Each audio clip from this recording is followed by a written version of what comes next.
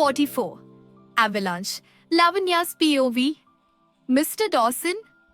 My eyes widened. What is he doing here? I have no idea, but they're talking to your father, Mama said, shaking her head. You should have told us about this. At least we could have prepared something nice. And look at you, sleeping till 10 o'clock. What's wrong with you? She scolded. They? I repeated, confused. Yes, they. She emphasized the word, her voice rising. He brought his whole family to discuss the marriage. What? Mr. Dawson? Family? Marriage? Mama, what is going on? Just tell me clearly, I demanded, feeling irritated by all the half-explained details. She exhaled loudly, whispering as if I should have known this already. Oh, Virat is already here with his family. Just get ready. They're waiting for you. Virat, sir? What? But why? He didn't mention anything about this. Now is not the time to argue, Lavanya. Get up. She yanked the quilt off me, making me sit up abruptly. What is wrong with Virat, sir? Why is he rushing everything like this? Why didn't he tell me anything beforehand?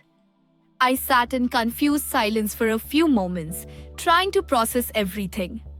Then, with a deep sigh, I got up, brushed my teeth, took a shower and dressed. Despite my best efforts, I couldn't shake off the irritation bubbling inside me. From my room, I could hear the low murmur of voices, at least 3 or 4 people talking at once in the living room. Taking a deep breath, I slowly pushed open the door and stepped out. The moment I appeared, all conversations came to a halt, and every pair of eyes turned towards me. I quickly scanned the room. A young college-going girl sat next to Virat sir on the sofa, whispering something into his ear.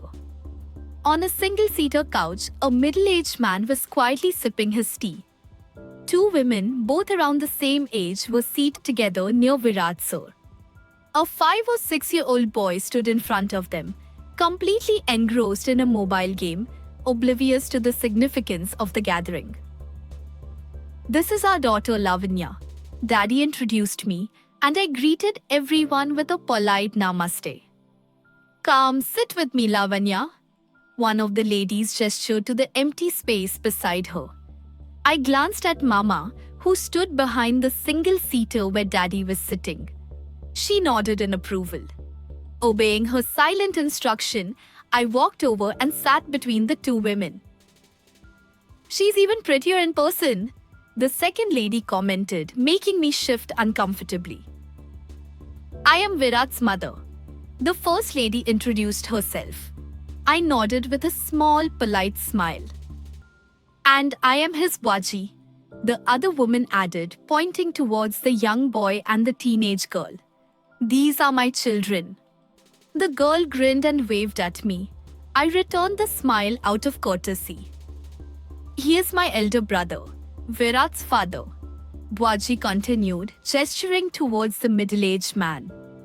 He inclined his head slightly and greeted me. Hello, beta. Ji namaste, uncle, I replied respectfully. We've been asking Virat about the girl he's been hiding from us for who knows how long, his Bwaji said with a teasing smile. And finally, last night, he told us about you. Yes, his mother joined in. We only had a little idea about all this because Ritika told us. She gestured towards Virat sir's cousin.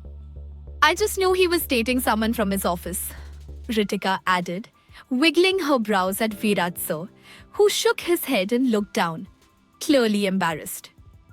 Then why didn't you tell us earlier? His mother playfully scolded, grinning widely. Ask Virat, bro. Ritika smirked, pointing at him. He warned me not to tell anyone. Shut up, Virat sir whispered loudly, making everyone laugh.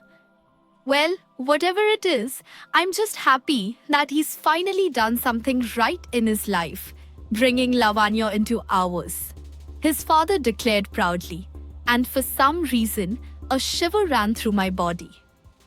I don't know what's happening. You're not eating anything. Please try this samosa, Mama offered, handing them a plate. Virat sir's mother exchanged a glance with her husband before addressing my mother. Sudaji, I think we elders should talk privately for a while. Why don't we let the kids join us later? She cast a quick glance at me, Virat sir and Ritika. Oh no, this can't be happening. Everything is moving too fast. Like an obedient daughter, I followed Mama's silent instruction to take Ritika and Virat sir to the balcony and show them our small garden. I left the elders in the living room, though my mind was racing. Ritika was grinning from ear to ear, clearly thrilled. I tried to be polite, but forcing a smile felt exhausting. I want to scream, cry, and run away. Finally, when Ritika got distracted by her phone, I seized the chance to whisper to Virat sir. What is all this? What do you mean? He frowned. This, your family. Why did you bring them here without telling me? I tried to sound calm, but my frustration slipped into my voice. What? He raised his brows, looking slightly taken aback. I'm sorry, I didn't mean it like that, I clarified quickly. I wasn't expecting this. I lowered my voice. You didn't mention anything about this yesterday. He knitted his brows. Well, you said yes, and I had to tell my family. It's impossible to hide anything from them. They can read my face in a second, he explained. And anyway, I texted you last night. Didn't you see it? Oh, he did? Oh God, he'll be furious if he finds out I haven't checked my phone yet. Oh, of course I saw it, I lied. I just forgot about it in the morning. I took a deep breath before speaking again. But that's not what I mean. I just feel like this is all moving too fast. Marriage? So soon? Not at all. In fact, I'm really happy, he said without hesitation. My family is excited to welcome their only daughter-in-law into the house. The moment I told them, they practically forced me to bring them here today. They couldn't wait to meet you. They're happy, and so am I. He shrugged, as if this wasn't a big deal at all. I understand that, but... Hey, do you like shopping, Lavanya Bhabhi? Ritika suddenly interrupted, her voice full of excitement.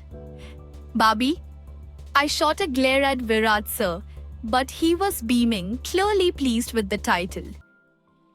Lavanya, I corrected her hesitantly.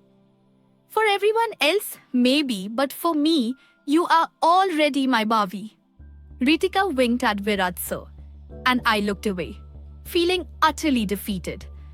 It's hard to digest all of this, especially now that I finally understand what I truly want. But that doesn't even matter anymore. Because I've realized now, I have feelings for Mr. Dawson. Once, you loved Virat too, my conscience reminded me. But I don't feel that way anymore. Then why did you say yes to him yesterday? Because I wasn't sure. I was confused. And now you know? Yes. So, my conscience pressed. What are you going to do now? Break up with Virat and wait for an American businessman who is never coming back? Oh, I can't lie to him. Marrying Virat sir would be deceiving him. And by breaking his heart and his entire family's, you'll feel justified? Why can't I have what I truly want? I'm just a human. A human who plays with hearts, my conscience sneered. You think this will do any good to anyone? Do you even know what Jackie Dawson thinks about you? A few sweet words and you've convinced yourself that you love him? Please don't make this harder. Virat is everything you need. Dawson is just a flirt who treats women like disposable tissues. Do you want to be just another fling? Stop, stop, stop. If my heart loves him, he can't be bad. Stop lying to yourself. He can never be in your life, and you know exactly why. My mind was at war with my heart when Virat sir's voice broke through my thoughts. Is everything okay? Huh? I snapped out of it and looked at him. You seem tense. Nothing, I lied. I think it's just anxiety. Don't worry, everything is going to be perfect. He cupped my face in his hands, his tone soft and reassuring. Oh, Ritika teased, making us step apart. Virat, Lavanya, come inside, beta. Mama called us back to the living room. As we entered, I heard Virat sir's father speaking. So, it's settled then. We'll talk to our Panditji and let you know the date. For that, we'll need Lavanya's birth details. Date, time, everything. We'll call you once we have it sorted. This is not happening. I have to tell Virat sir. Tell him what? My inner voice challenged. That I can't marry him because... Because what? I couldn't even find the right words. One sentence from me would shatter Virat and his family's happiness. And my parents? They looked so happy. Could I really ruin that? Could I embarrass them in front of society? Lavanya? Mama's voice snapped me back. Sure? Answer, beta. Auntie is asking you something. She gave me a warm smile, nodding toward Virat sir's mother. Oh no, I didn't hear. What? About what? I blinked, completely lost. About this. She paused. Are you okay with everything? She asked gently. My voice trailed off. Virat's happiness is all that matters. She reassured. But I already know what you two want. We're here to support you both. We'll handle all the arrangements. You'll just need a long vacation from work. She laughed playfully, and the room erupted in cheerful laughter. Everyone except me and Virat sir. He was blushing, and I was drowning. I wanted to say so much, but my lips refused to move, and they took my silence as agreement. They began discussing the engagement ceremony, and before I could fully grasp what was happening, they had sealed our marriage with the traditional exchange of 100 rupee note and a coconut as shagan, a blessing for good luck. My future was being decided right in front of me. My eyes darted anxiously from one person to another, their words echoing in my ears, drowning me in an avalanche of expectations. And I knew I would have to live with this. It was entirely my fault for not speaking up about the storm raging in my heart. But how could I? I had just said yes to marrying this man, and the very next morning, I realized I loved another. What would they think of me? I couldn't break someone's heart for the sake of a love that could never be mine. I couldn't shatter my parents' dreams or disappoint his family just to soothe my own selfish, foolish heart. It wasn't worth it. And the truth was, he was never coming back. This love I was holding on to, it was one-sided. And one-sided love only brings destruction. I needed to erase it from my heart before it was too late. I looked around the room, my gaze landing on Virat sir's face. He was sitting next to me, smiling like the happiest man alive. I sighed, turning my head away as I made my decision. Virat sir is the one for me. This is my fate.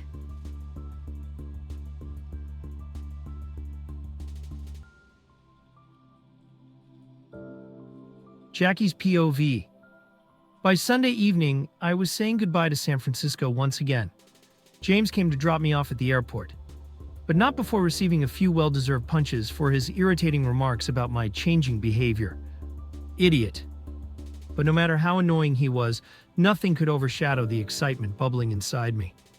The thought of seeing her face, her wide, stunned eyes, the way she'd freeze in disbelief, was making me restless. I just can't wait. Leaning back into my seat, I exhaled deeply, a satisfied smile tugging at my lips. Different scenarios played out in my mind. How I'd confess my feelings, how she might react. I imagined her blushing, flustered and speechless, and the image made me chuckle to myself.